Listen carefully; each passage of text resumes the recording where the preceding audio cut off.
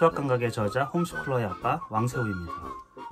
오늘은 교회를 다니는데 그리스 신화라든지 해리포터 이런 것들을 아이에게 읽게 해도 괜찮은 건가? 이런 이제 질문이 있어서 그에 대한 제 생각을 좀 나누고 싶어요. 이건 온전히 제 개인적인 생각이에요.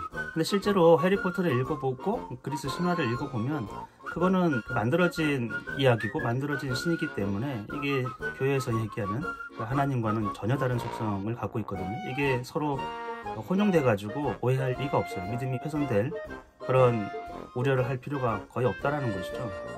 그리고 또 하나는 그런 사고방식에는 이분법적 사고가 있어요. 이 세상을 바라보는데 선과 악, 옳고 그름. 예를 들면 에라스무스가 굉장한 신학자예요. 무신예찬의 저자이기도 한데 라틴어, 히라버 거의 그냥 능통했던 사람인데 성경 연구를 엄청 한 거거든요. 당대 최고 수준이에요. 근데 그가 연구하면 할수록 알아낸 사실은 오류가 성경에 많다라는 거예요. 근데 다른 사람들은 그 사실을 전혀 몰라요.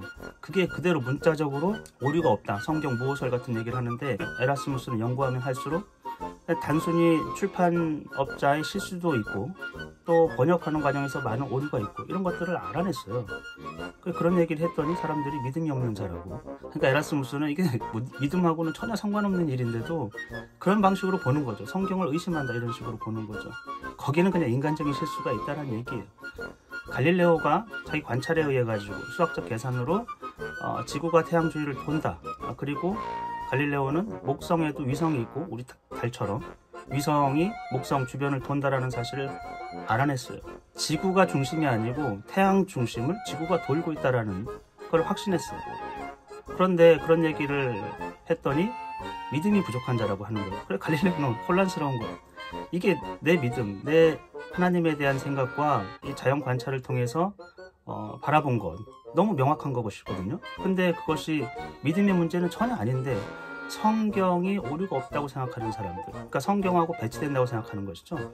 왜냐하면 성경에는 지구가 먼저 있었고 땅이 먼저 있었고 그 다음에 해와 달이 그 다음에 나오거든요. 해와 달이 이제 지구를 도는 것처럼 묘사되어 있기 때문에 이 갈릴레오 이야기는 성경에 배치된다라는 거예요. 만약에 신을 믿었으면 이런 얘기는 할 수가 없다. 성경을 믿었으면 이런 얘기는 할 수가 없다. 근데 갈릴레오는 굉장히 신실한 사람이에요. 두 개는 서로 별개라는 것이죠. 데카르트도 마찬가지. 이 사람도 굉장히 뛰어났기 때문에 믿음과 신학의 부분과 이 과학의 부분, 세상 거의 모든 이치는 수학적으로 풀어낼 수 있다고 생각했어요. 기계적이기도 하고. 사람들이 그렇게 들으면 그러면 하나님이 섭리하지 않는다는 뜻이야? 데카르트는 전혀 그렇게 생각하지 않았는데 사람들은 자꾸 그런 방식으로 얘기를 했어요. 데카르트는 어떤 노력을 했냐면 이 정신의 세계하고 물질의 세계가 서로 다르고 서로 독립적이다 이렇게 봤어요. 그래서 정신적인 세계 이런 거는 신학에서 해라. 근데 물질적인 세계, 물리적 세계에서 과학이 하는 얘기는 서로 다른 얘기다라는 거죠. 그냥 물리적 세계에서는 과학자들이 하는 자기 자신이나 갈릴레오나 나중에 이후에 있을 뉴턴 같은 사람들, 그런 사람들에게 자유를 주는 것이죠. 사실은 왜 물리 세계를 현상을 이해하고 관찰하고 수학적으로 풀어내는 것, 그것을 밝혀낼 때마다 만약에 그게 성경하고 유배가 되면 그 믿음 없는 자인가? 그렇지 않다라는 거예요. 데카르트는 그 얘기를 하고 싶었어요. 지금도 비슷해요.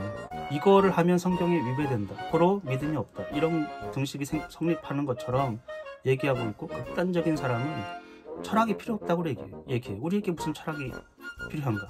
성경만 있으면 되지. 그래서 저는 그런 거는 전혀 논할 가치가 별로 없고, 무엇보다도 스스로 외부의 의견에 의존해서 너무 의존적으로 이거는 다른 사람의 의견을 구해요. 저거는 저런 식으로 구해요.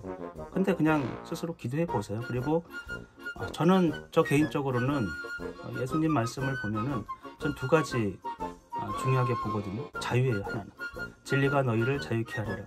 그러니까 내 안에 속박되고 구속되고 사회로부터 있었던 많은 것들, 죄의식들 이런 것들이 해방되는 거거든요. 자유함을 느끼는 거예요. 근데 오히려 더 속박을 해요. 이게 잘했을까? 이게 못했을까? 가만히 보시면 예수님은 거의 모든 율법에 대해서 자유함을 느끼게 해줬어요. 근데 지금 우리는 또 새로운 율법들을 계속 세우고 있는 것 같은 느낌? 그래서 계속 내가 속박되는 거죠. 교회와 사회로부터. 근데 자유가 있어야 돼요. 자유를 느껴야 된다는 것이죠. 그 무엇으로도.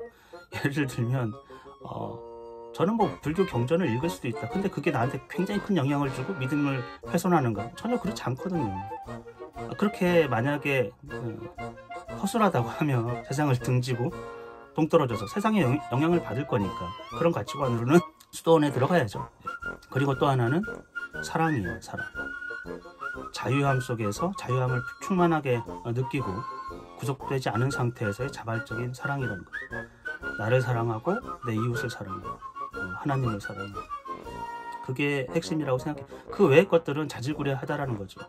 뭐 간음을 하든지 살인을 하든지 안식일을 어기든지 그런 게 중요한 게 아니고, 그런 것에서 구속되어 가지고 옴짝달싹 못하고 노예 상태에 있는 게 아니고 주인된 삶으로 자유를 느끼고, 그리고 그 사랑을 흘러 넘치게 하는 것.